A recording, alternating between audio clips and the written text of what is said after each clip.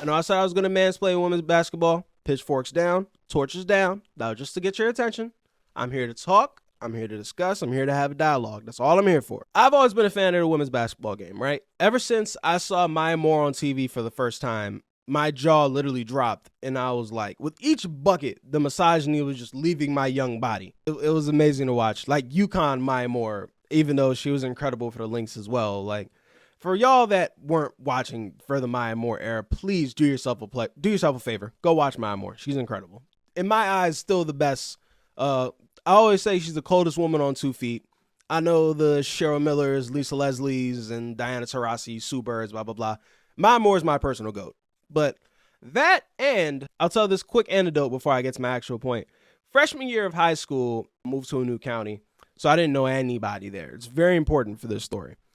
It was the first week, and I was in gym class, and I don't know how 13-year-old Kev found himself in a conversation with this woman who was just chilling, shooting a basketball.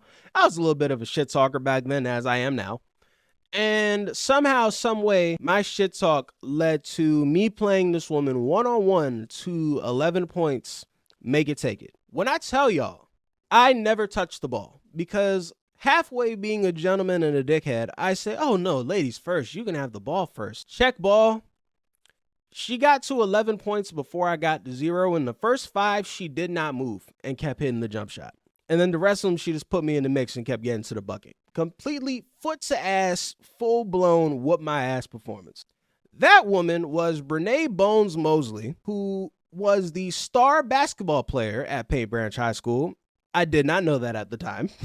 I found that out like 15 minutes later. Ended up getting a full scholarship to University of Maryland. I know she played in the WNBA for a while, I believe, for the Indiana Fever. And once again, with each bucket, the misogyny just left my body. So I say I have to say I've always been a fan of the women's game. I'm not going to act like I'm deep analytics, deep research, full-blown Monica McNutt breaking the game down from every angle. I'm not going to act like that, but I'm a fan of the game, right? And with the growth of the women's basketball game, that has undeniably been happening over the past year, 2 years or such, I've noticed something about women's basketball fans that I feel like I have to bring to the forefront.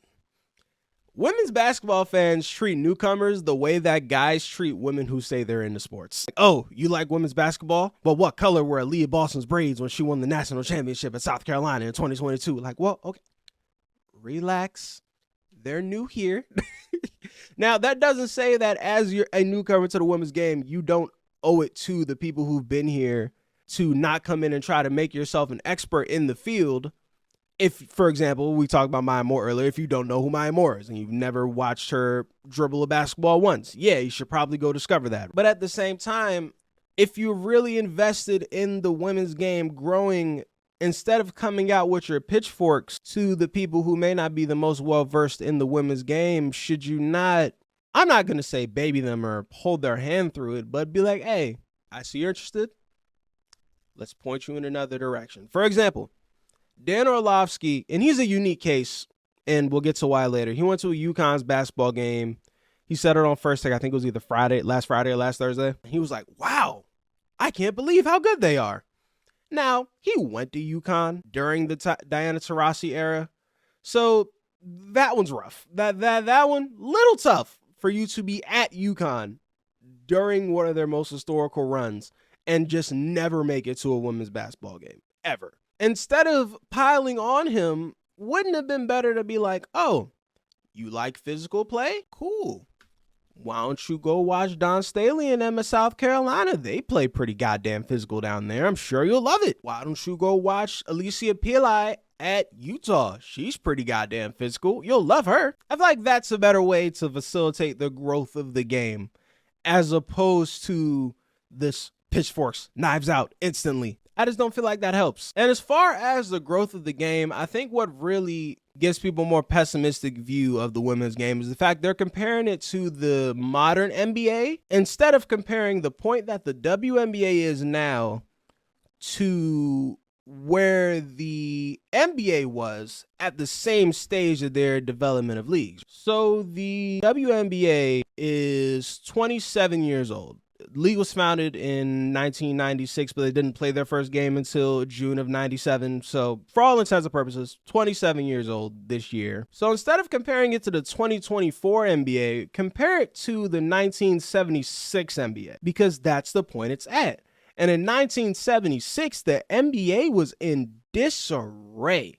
The 70s era of the NBA was the cocaine era, was the abuse era, poor public image. Is the League two black Sports Illustrated articles.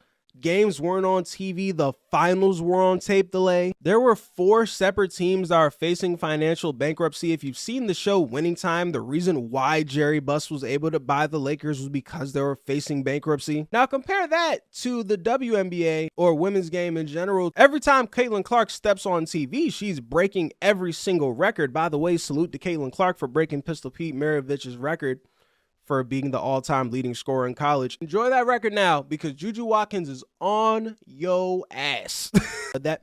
We'll cross that bridge 3 years from now when she gets there, but not the point. That's according to Forbes. Every single record she breaks, TV ratings, attendance ratings, they had their first game of the year at the football stadium at Iowa. And that's in Iowa. No shade to Iowa, but y'all know what I'm saying. Last year, March Madness set records on every single ESPN platform for the women's game. The 2023 WNBA Finals had their highest viewership in the 20 years they've been on ESPN.